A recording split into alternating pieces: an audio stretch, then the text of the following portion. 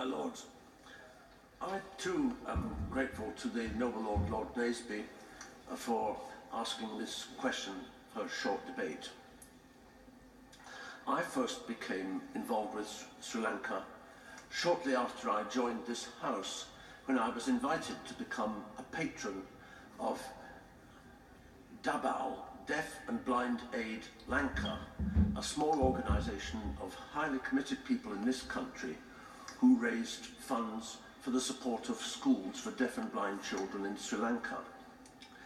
And I declare my interest as a Vice President of the Royal National Institute of Blind People.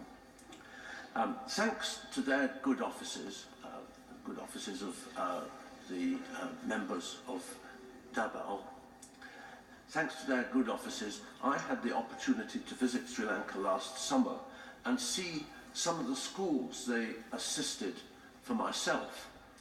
Although the schools were staffed by highly dedicated individuals, it was clear that in all but 2 cases which had the benefit of private funding, the schools were chronically short of resources, and we left hoping that the government would do more in the future to support the education of deaf and blind children in Sri Lanka. Turning to the matters which are the specific subject matter of this debate, like the noble Lord Framlingham, I'm not an expert on the politics of Sri Lanka, so I shall just speak quite briefly.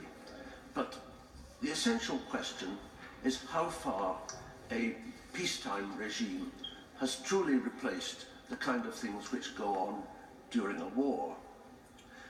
As we've heard, in September 2015 and March 2017, the UN Human Rights Council adopted 2 resolutions requesting the government of Sri Lanka to set up transitional justice mechanisms to address issues of reconciliation.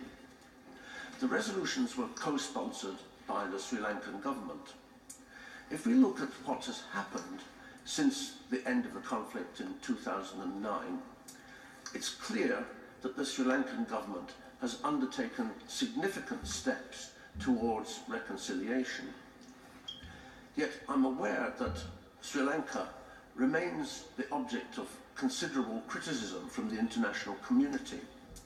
According to Amnesty International, Sri Lanka continues to pursue the commitments it made in 2015 to deliver justice, truth, reparation, and guarantees that crimes under international law will not recur. But progress has slowed, and there's still evidence of torture and other ill treatment in police custody, and the Prevention of Terrorism Act is still used to arrest and detain suspects.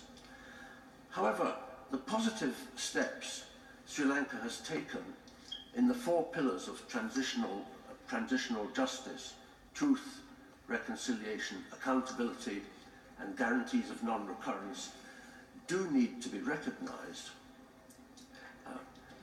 We've heard some of them already. An independent and permanent office for missing persons has been set up.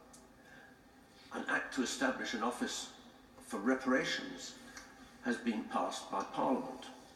Proposals have been brought forward for the establishment of a Truth and Reconciliation Commission. New counter-terrorism legislation that will repeal the existing act and bring legislation into line with human rights standards is under consideration by Parliament. As we've heard, 90% of state and private land used by security forces in the north and east of the island has been released for civilian use.